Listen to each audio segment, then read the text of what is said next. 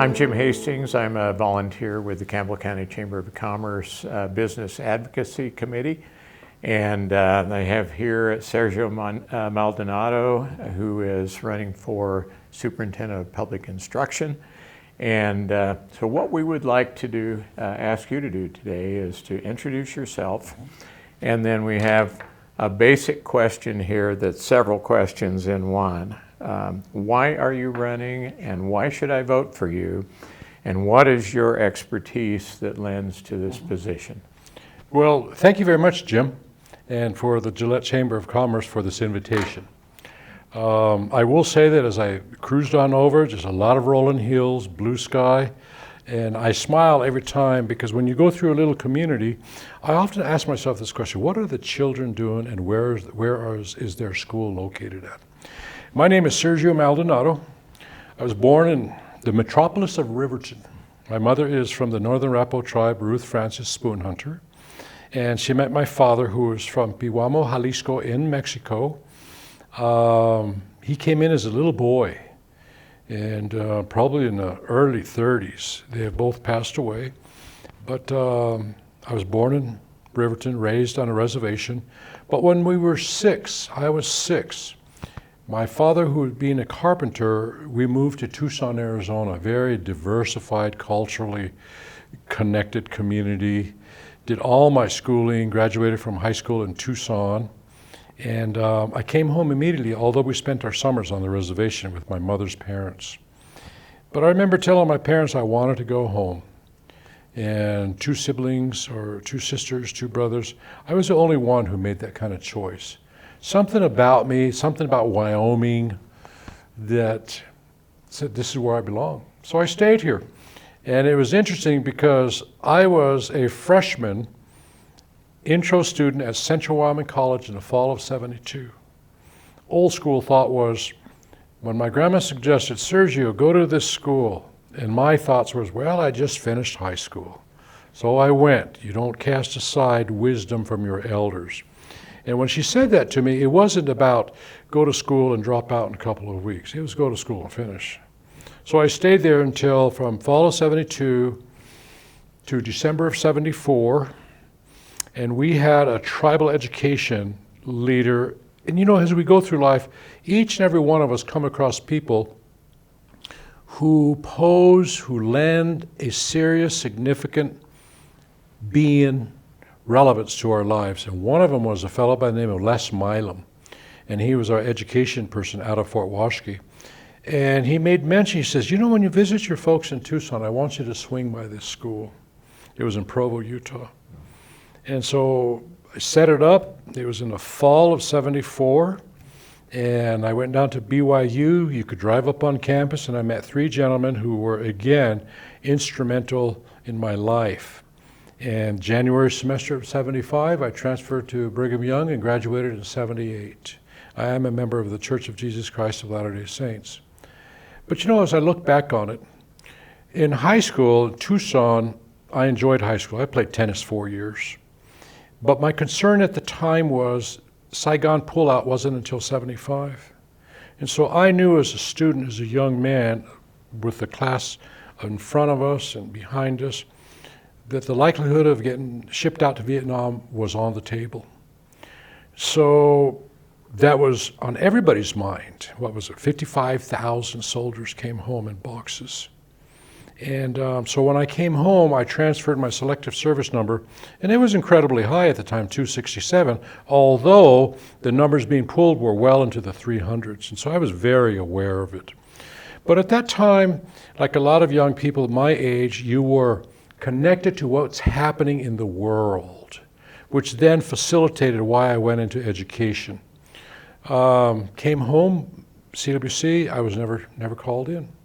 So I continued with my school. I mentioned I am a member of the Northern Arapaho tribe, and I'm enrolled with the tribe, very involved in our community. Upon graduation, in '78, I began teaching on the Navajo Reservation. And 2 years, and I went on over to Phoenix Indian. Stayed there 2 years, and a BIA at the time, now it's BIE, they closed it. And so the city of Phoenix consumed that serious acreage there. Ended up in Glendale Union High School District with a wonderful superintendent, Jerry George. Met good people, but I was always amazed at the quality of people who choose at a conscious level to interface, interact, connect with young people. This is a serious profession. And so jumping forward to why I chose education, I said to myself on many occasions, this is what I want to be doing. And so I was in education from the get-go. Stayed with Glendale Union, moved on over to Tempe Elementary. Ralph Goitia, another fantastic superintendent. And I look back, we all meet people throughout our life. The issue is, am I going to make a conscious choice intellectually and from the heart to learn from these people? And I did, and the rest is history. But I was with them for 9 years, federal programs. I had about 21 certified teachers and about 40 classified staff, because I had Indian education programs in about 6 of the 17 schools that we had in the district. So I was interfacing with principals, parents, students, and teachers. You learn a lot. I've always maintained, and during that time I finished my master's at ASU also in education, elementary ed, because I was at Tempe Elementary, and supervision. Thinking at some time I would like to be a principal. Well, I nixed that idea because I enjoy a classroom. And principals, much like myself, must be a teacher's teacher, which says when I have a staff member who is having difficulty or would like my input, I have to be able to pick up the curriculum, jump into class, and instruct the students. And that is always a very humbling experience because it calls you to task. You're educated, do the work. And even to this day, I still substitute at Fremont County 38 in Arapahoe, in Wyoming Indian, and I jump into the classroom. So while I was down there, finished my, in Tempe, Chandler, finished my master's. I was also at the time appointed by President George Herbert Walker Bush to the National Advisory Council on Indian Education. Just a humbling nomination from my colleagues around the state of Arizona. But I was one of those worker bees. I've always maintained that I don't have to be the king bee, the queen bee. I'm happy just to be in the work. Well, my colleagues saw that. They nominated me. The White House approved. They vetted me. And then an FBI clearance. And so I ended up serving under Herbert Walker Bush for 3 years. I only met the gentleman on 2 occasions. But what a phenomenal figure when he walks into the room. You know how some people just carry this aura. It's not so much authority, but it's a respectful aura that he has attained a level that we as the community voted for him. So I'm his nomination, he agrees, and it was a wonderful experience. I was only in DC 2 or 3 times a year for the 3-year term. James Baker was Secretary of State at the time. Brother Bell, I forgot his first name, was a Department of Education person. But I learned so much, and here's what I learned. I learned that, number one, education is serious business. It's not about making a widget, a non-tangible. It's about developing, cultivating, constructing, being that role model for young people so that they can proceed on into, and to use academic terms, so that they can matriculate into life and society and be able to give back. That's what education is about. And every one of us right now, with my experience, I'm responsible for that. So my behavior is going to be held above the rest. I live in a glass house. While I was in the Phoenix area for the 26 years, you know, as I mentioned, I finished my master's there. I also did a 10-year stint with the Federal Correctional Institution, North Phoenix facility. And again, you need FBI clearance, FCI clearance. So I'm in there doing education for Native brothers, alcohol, drug education. So I learned a whole lot working under Dr. Delahanty and Dr. Grossman. They were my lead people. But I often, and these were 13-week sessions, 4 hours once a week, then 2 months off, then we have another cadre. So we'd get 3 cadres in a given year. And I'd often pose this question to the brothers, that what brought you here? And time again, after 10 years, I would write notes after it was said and done. They felt like they were marginalized when they were in school, whether a public, BIA, boarding, back home, but they didn't fit in. And I look at what we have in Wyoming and across the nation, the number of young people we have who are cognitively capable of achieving whatever they want. But some of the, what I call nuisance variables, the reality-based variables in our children's lives, doesn't lend them to maximize their potential. When we have children who need to receive a free breakfast, and we have meal programs for statewide for our students, they deserve that. Or a lunch, or a take-home meal for the weekend. So as educators, we're beyond dispensing information following a pedagogy, age, grade, appropriate instruction, et cetera. We're about saving lives. And I've always maintained that teachers save lives much like the medical profession. Therefore, we should not so much award them, because our teachers are paid very well in the state of Wyoming as compared to the nation, but they save lives. And money isn't always the answer. I've been a part of Governor Gordon's listening sessions. I've attended all 6 of them, and I've got 2 more. So I've been traveling all over. Teachers need to be acknowledged more via the media.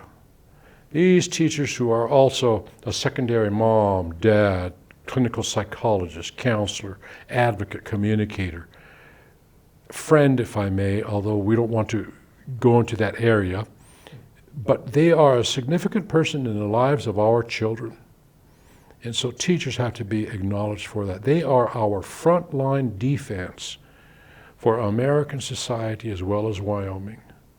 And now as we move into this technologically advanced world, even our students in Arapahoe on the reservation and all over, they have the tablets and the Chromebooks. So we have access to that. I look at even my grandchildren, how much more proficient they are with computer and technology than I am. If I have difficulty, my wife, Mary Jane, can ask her granddaughters a question, and they're only, 10 and 9, or 9 and 10, 9 and 8? They're right there. We are entering into a whole new dimension in education with our young people as compared to the baby boomers, where it was the multiplication little chart we would have, and would carry it in your wallet, so you always knew it. My dad being a carpenter, he was really, he was just good in mathematics. So coming back to my educational experiences, I looked at the brothers in-house, and there was a number of reasons. And I don't want to be a part of the reason why them or any of our students feel that they were pushed out. So I chose to move into education. I had a high school teacher, William Agel, who just moved me the way he interacted with students. And I remember sophomore year, and I said to myself, I like what he's doing. So the seed was planted in my sophomore year of high school. I wanted to be in a classroom. So when I'm down at ASU, completed a PhD program in a School of Justice Studies, coursework, comprehensive exams, I wrote a 150-page dissertation, and then I moved home May of '06. And you only have a 24-month timeline to defend. Well, I got busy with the tribe. I was teaching at the charter school. I served as education director, the first one for 18 months, and I missed my deadline. So I didn't defend. So now I am working with the University of Wyoming under the auspices and direction of Dr. John Kambutu, to wrap up what we're transferring. I've taken 6 courses and rewrite 3 chapters from an existing dissertation, but under curriculum and instruction. So I've always been involved in education. I like being a student. I read a lot. I joke with people that if I didn't have to work, I could just read all day long. And I remember my mother was probably the significant key facilitator in my love for books. I was in 8th grade, about 8th grade. My dad was a carpenter. We did weekend work, so I was always busy with him and jobs. Learned how to swing a hammer. and set trusses and all that work. But she gave me a book by a novelist whose name was Oscar Lewis. And he wrote this heavy-duty book, just a novel. And the name of it was The Children of Sanchez. And she'd always go to the library and bring home books for us. So I was fortunate where I had a mom and dad. My dad was a disciplined man. My mother was an intellectual, the reader. She says, here's a book about your father's history from Mexico. I want you to read it. And I was busy. I was already reading Louis L'Amour in 8th grade because I spent my summers back home. My grandpa Jimmy always read those. And I looked at it, and I'm just thinking, geez, this is big. It took me a couple months, but I read the book cover to cover. And it gave me such a solid foundation from a printed literary worldview that I could put it into a tangible, this is what life was like for my father. And ever since then, I've never stopped reading. 1,000 Years of Solitude. Even the Odyssey by Homer. It was given to that book a number of years ago from the former president at the Catholic College in Lander. We got to talking, and he said, I want you to read this book. Sure. So I've read that too. But our children must know how to read. They must have a willingness to engage in a printed word and let their mind run. The printed word reading affords our students, people, everybody today, what I call a panoramic take on life, versus a non-reader too often will have a myopic take. But now students are reading Facebook, telephone, big difference. That is not what I consider as an educator, old school thought, reading a book. This is what's necessary. Even my daily scripture reading, you have to read. So I came home in 2006 and very involved with the tribe. I jumped on with Central Wyoming College after about 24 months, and I taught in the College of Liberal Arts at CWC for 6.5 years. Thoroughly enjoyed it. And then after the 6.5 years, the tribe, the business council recommended me to serve as their liaison with Governor Matt Mead, which I did do. Learned a lot about the state of Wyoming operations, legislative activities, but more importantly, how we as a people, regardless of one's ethnicity, geographical locale, because in the state of Wyoming, we've got federal treaty tribal land. And I'm happy that we have Indian education for all in Wyoming. And it's up to districts how they want to implement it, but it's a start. We have to remember that tribal people have been here well before 1890 when Wyoming was settled. I've been to many other sessions as I've been running, and people will, in a good way, very proud, and I support them. I am the 6th generation born farmer rancher here in Wyoming. I applaud them. We all have a pride in who we are, where we're going, where we come from, and what we're doing. And I listened to several different occasions, and I said something up in Powell. I said, because somebody had already mentioned that, I says, I haven't been here for 5 generations. My relatives have been here for 2,000 years. And everybody just kind of smiled, and there were some claps. But I did say it in a boastful manner. I said it in a good way to let people understand and acknowledge that we're all human beings. Whether you were here 2,000 years ago or you came across in a Mayflower or whatever. But even with that said, it was Eric the Red, Leif Erikson, who were up in the Newfoundland area well before the 13 colonies were established. So there was already European influence with tribal people. And this is what I share with people. We're all one people. You may be tribal, you may be Scandinavian, you may be Mexican American or whatever, but we're human being first. So I shared that with people. The primary question, why do I want to teach? Well, I prepared myself. You have a little 5x7. I've got 23 plus years of education in public, Bureau of Indian Education, public schools, elementary, My stint as a advisor to President Herbert Walker Bush, learned a lot. Education is big business. But somewhere along the line, since then, it seems like the whys and wherefores, the reason for a value in education has become somewhat diluted, diminished. Now we have students who want to just get through, then move on. I believe that as a classroom teacher, we also prepare them at an intellectual, but at an emotional / social level. This is what life is about. This is serious stuff. If your job calls for you wherever you're at, or you're at UYO, and the instructor Maldonado says class starts at 9 o'clock, I expect you to be there at 9 o'clock. Not 9:01, not 9:05, but you're there, you turn off the cell phone. That's discipline. That is a set of ethics that will move along one's moral compass. So that's what education is about also.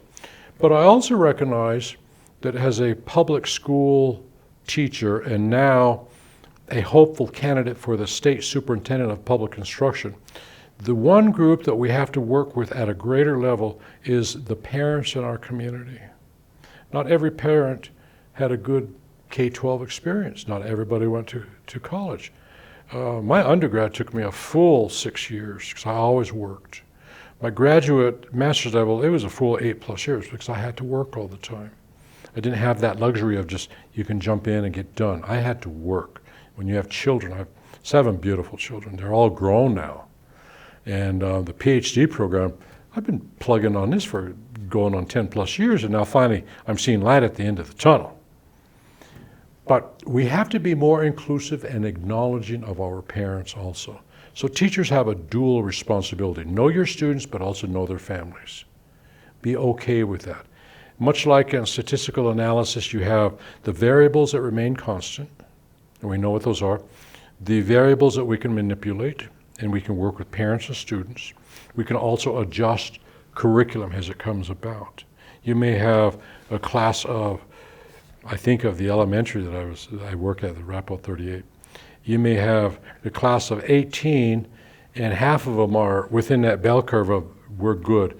And then you may have 4 or 5 on this end of the continuum where they need a little bit more assistance. And you may have those on this end of the continuum where they're on top of the game. We have to be prepared to afford that intellectual transmission of information, knowledge to everybody simultaneously. So here's where I say teachers work magic. They really do in dealing with every student. And now you have what we call the nuisance variables. Some of our students come into school systems, and it's not just a reservation, it's across Wyoming. I was at a session last evening at CWC, the listening session, and one parent brought up, and I believe it was Amy, who's one of the facilitators, she brought up about we have to provide, no, she didn't say provide, we have to be aware to a greater level of the high suicide rate that we have in Wyoming. And everybody's nodding their heads. Wyoming stands out across the nation, and we're only, 550+ thousand?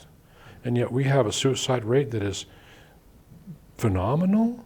So teachers have to be aware of that also. And then she posed a question, how many of you know somebody who has completed that act? And doggone near everybody's hand went up. That doesn't bode well for our society in working with one another. So we've got work to do. Kudos to teachers. Where do I want to go with this? We have good students. We got good systems, administrators, districts. Afton, I was up there a couple of weeks ago on a Monday evening. That's just beautiful up there. Afton, Wyoming, right on the border. And it was raining and snowing as I was coming in on Monday evening a couple of weeks ago. The superintendent was on board, and one of the county or city commissioners or whatever, and I applauded them for their community. But there is what I would call a picture-perfect local education agency, an LEA. But they too probably have their dilemmas and or problems in working with students. All I'm saying is that a teacher has to be very versed in all these areas. What do I want to afford as the superintendent of public instruction? a different perspective. And this perspective calls for, first off, and one of the questions was, why do I want to do this? I have the qualities, the qualifications, the experience to provide a sound remake in leadership. And I've been here since '06. I followed education very closely. I don't remember any superintendent talking about leadership in Wyoming, because at the time oil and gas revenues were ample, everything was good financially, but yet our data across the nation wasn't good at all. We've got schools who are doing excellent, and yet we have schools who are not doing very good at all, and then everybody in between. But as I looked at all the data based on June 1, no, it was May 1, hot off the press on the Department of Ed.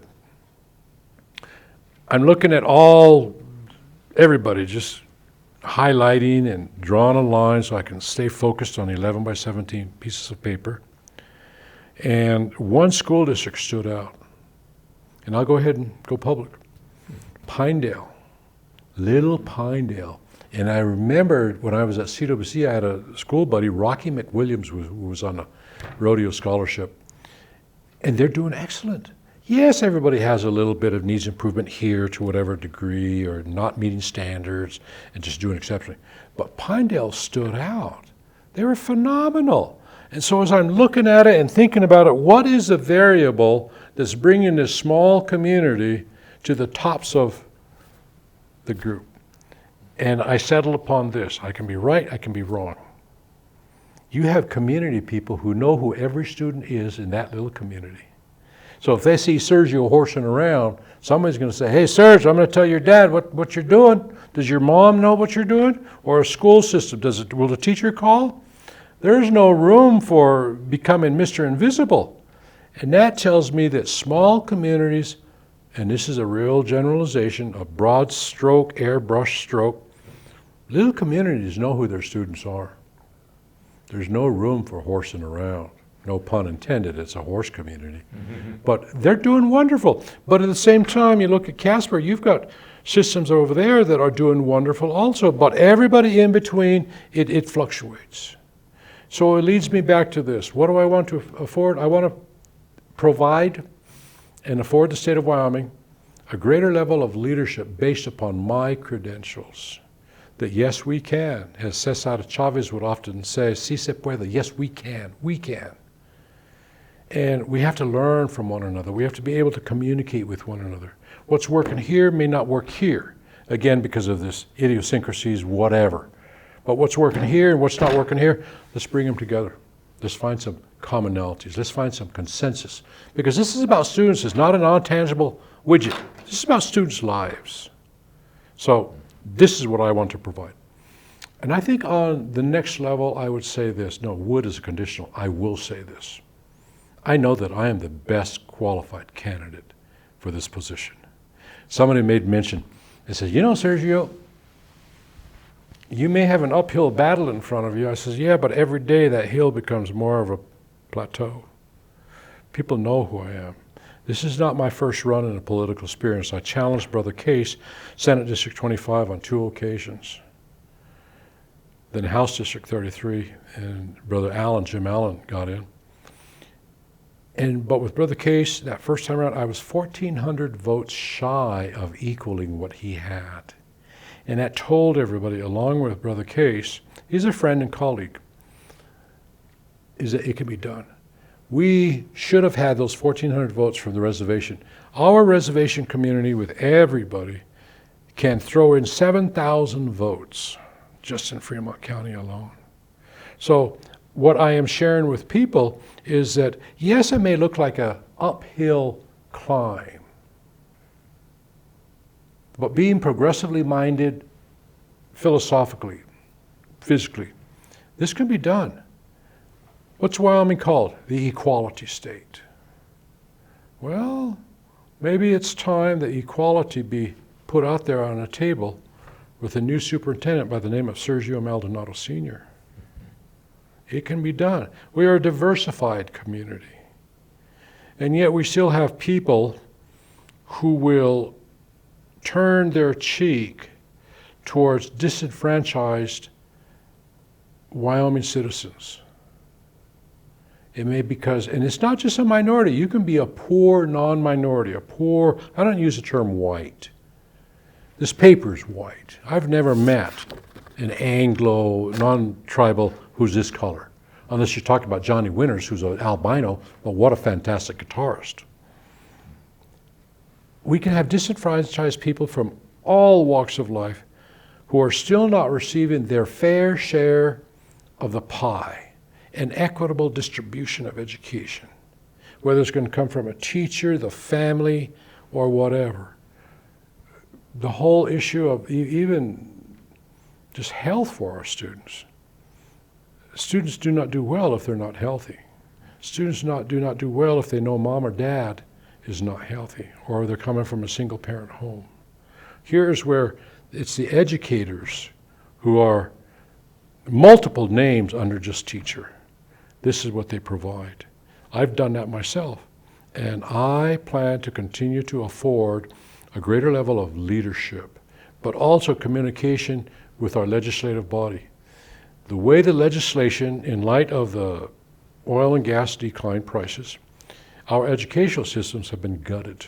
K-12, the University of Wyoming, community colleges.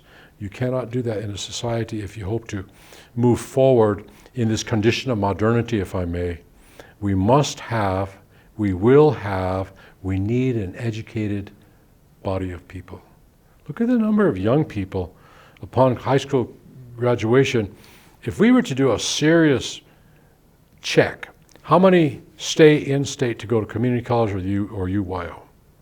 Yet, how many leave the state to go elsewhere? This was a discussion. How do we recruit more qualified teachers? This has been an ongoing dilemma in the state of Wyoming for the past 40 years. You know, people see the scarcity of people as a negative. I think it's wonderful. It means that we can work more closely together. And I will work more closely with the legislative body to provide them data-driven, what we can do when we find consensus. The end benefit, students, teachers, people. And you know, I maintain from the beginning, even in my card, I say education should be evenly and equitably distributed with love to every child, regardless of age, gender, race, class, ethnicity, or sexual orientation. That's what education is about. Never should it have been politicized. Never. A kindergarten student doesn't care whether mom or dad or teachers are Republican, Democrat, Independent, Libertarian, or whatever. They don't care. High school students shouldn't have to be concerned about that. Then that middle school range, and I did my student teaching in Fort Duchesne, and they have all, the group, they're in such a high, volatile, transitioning stage in their life. We don't need to throw politics into what they're trying to learn. We just shouldn't. So education should never be politicized. That's what I've said from the beginning. On my webpage, www.sergioforwyoming.com, all of this is put out there.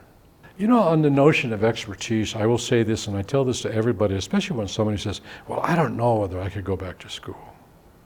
I've been a single parent, I've been working. And I always say, even if you take one class a semester, online, Zoom, or if you can get in class, evening, just take one class a semester. And you will see within 3 years, 2 years, how it will transition your whole thought, your perspective, your panoramic take on life. Education is so fundamental for the notion of humanness. And we all evolve. And we have to work with the mind, the spirit, the heart, the physical. We all evolve. I think on a final note, I'll say that I know I am the best candidate. I can provide that leadership. I will provide that leadership. But the final piece would be this. It's about our future. You look at across America, East Coast or throughout the country, it's not just this fabric where it's becoming less and less tight, if not shredding, but it's about our climate, global warming. And when I was in high school, a gallon of gas was probably running maybe $1.25. And now we're talking over $5. And I think of all the people who struggle just to buy a gallon of milk. They have to prioritize, or the people who do not have insurance.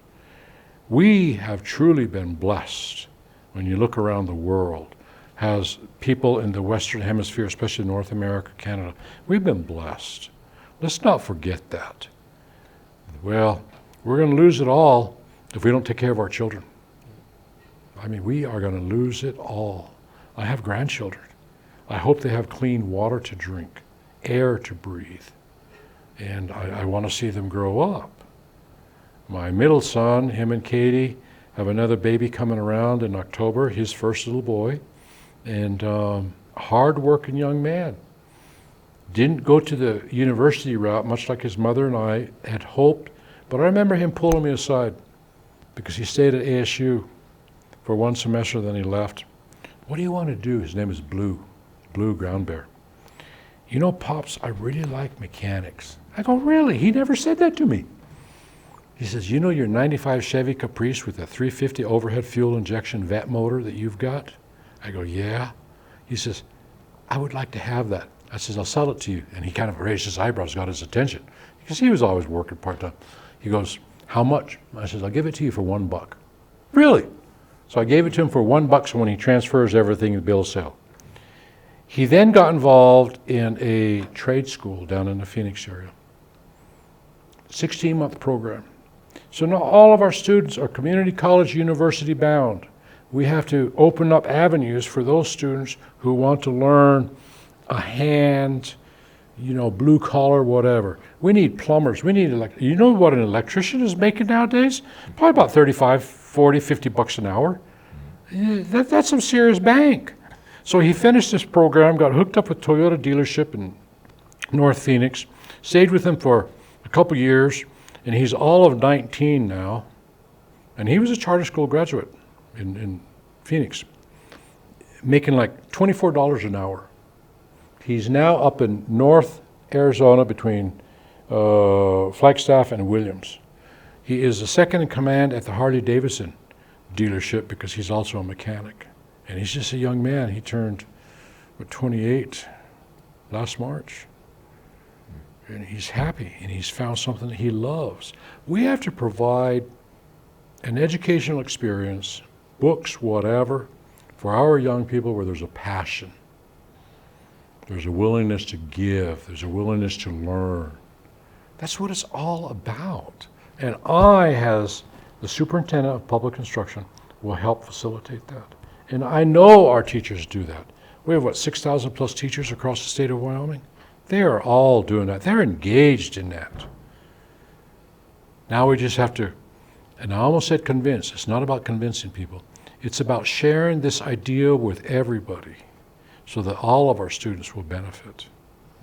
That's how I see it all. And all the while, enjoy the moment. I still listen to Mick Jagger. You know, so there we are. I really appreciate this opportunity. Thank you. Well, thank you. We certainly appreciate you coming, and all of your remarks have been fascinating. Yeah, well, thank you very much.